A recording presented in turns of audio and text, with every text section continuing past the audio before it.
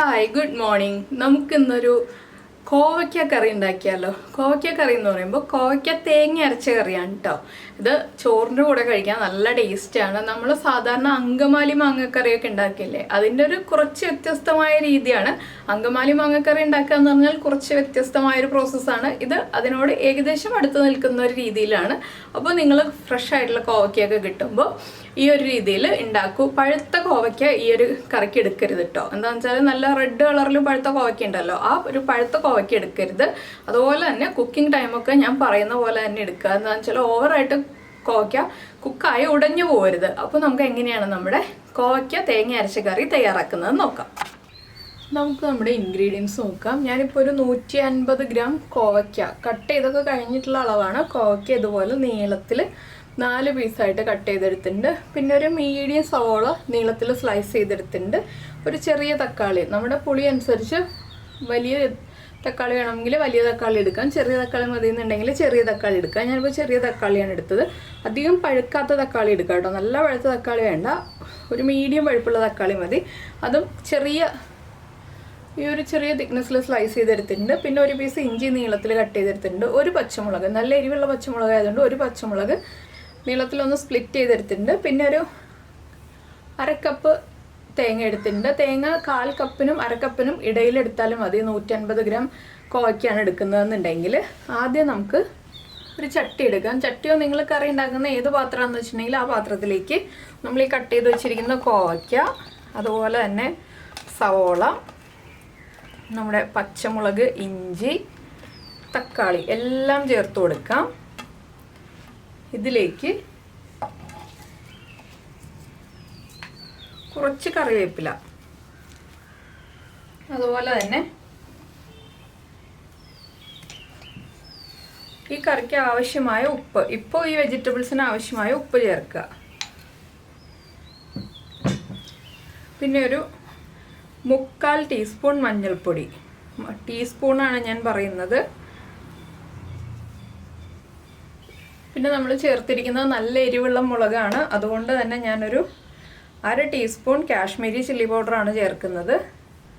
ഇതെല്ലാം ചേർത്ത് കുറച്ച് വെളിച്ചെണ്ണയും കൂടി ചേർക്കുക. ഒരു 1 ടീസ്പൂണോളം വെളിച്ചെണ്ണയും കൂടി ചേർക്കുക.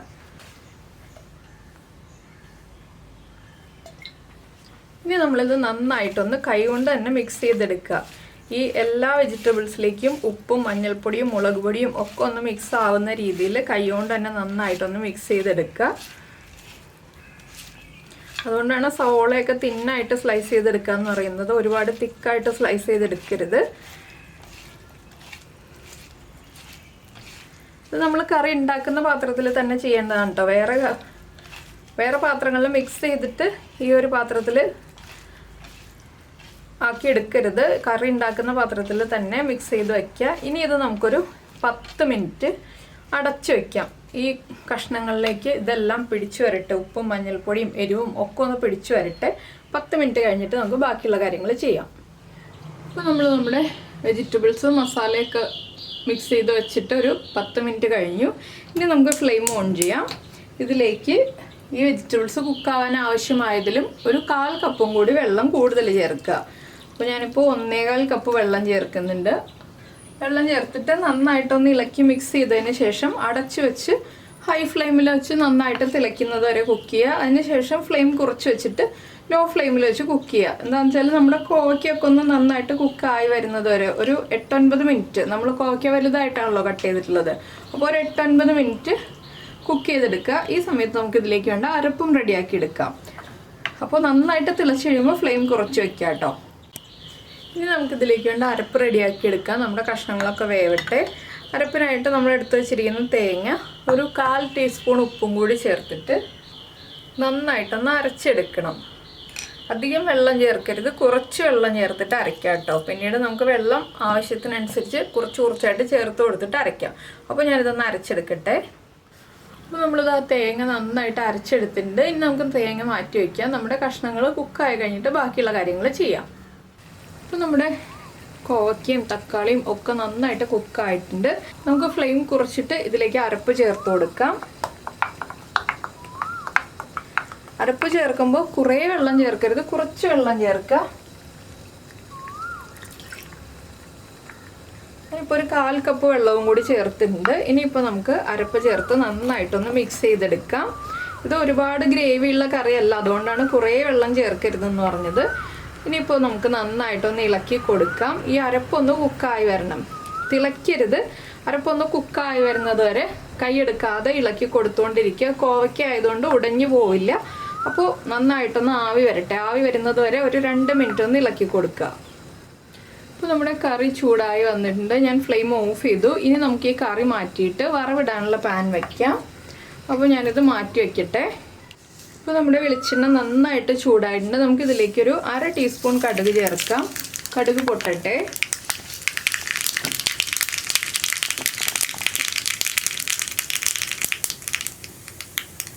കടുക് പൊട്ടി കഴിയുമ്പോൾ തന്നെ ഞാനൊരു 4-5 ഉള്ളി എടുത്തിട്ട് റൗണ്ടിൽ കട്ട് ചെയ്ത് വെച്ചിട്ടുണ്ട്. ആ ഉള്ളിയും കൂടി ചേർത്ത് കൊടുക്കുകയാണ്.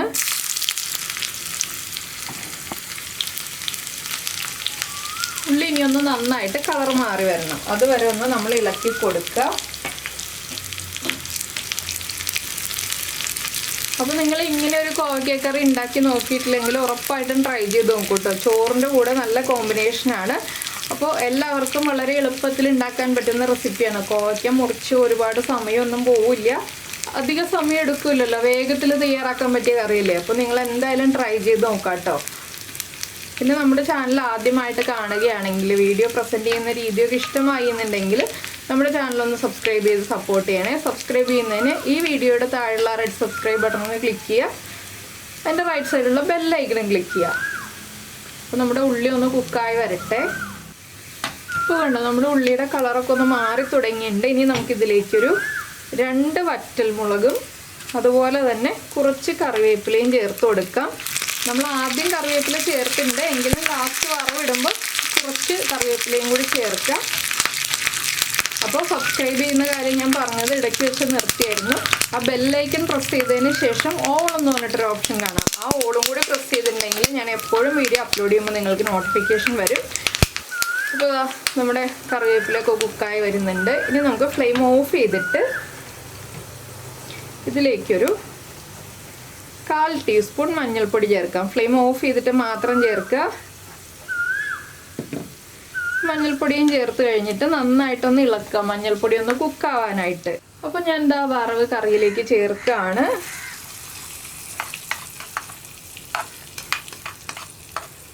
ചേർത്ത് കഴിഞ്ഞിട്ട് ഒന്ന് ഇളക്കി മിക്സ് ചെയ്യുക. പിന്നെ ഈ ഒരു കറി ചൂടോടെ ഉപയോഗിക്കുന്നതിനേക്കാൾ ടേസ്റ്റ് ചൂട് മാറിയിട്ട് ഉപയോഗിക്കുന്നതാണ് കേട്ടോ. അപ്പോൾ എന്തായാലും നിങ്ങളെല്ലാവരും ട്രൈ ചെയ്ത് നോക്കിയിട്ട് നമ്മുടെ വീഡിയോയുടെ താഴെ കമൻറ്റ് ചെയ്യാനും അതുപോലെ വീഡിയോ ഇഷ്ടപ്പെട്ട് കഴിഞ്ഞിട്ടുണ്ടെങ്കിൽ ഒന്ന് ലൈക്ക് ചെയ്യാനും മറന്നു പോകരുത്. നമുക്ക് നമ്മുടെ അടുത്ത റെസിപ്പിയുമായിട്ട് അടുത്ത ദിവസം വീണ്ടും കാണാം.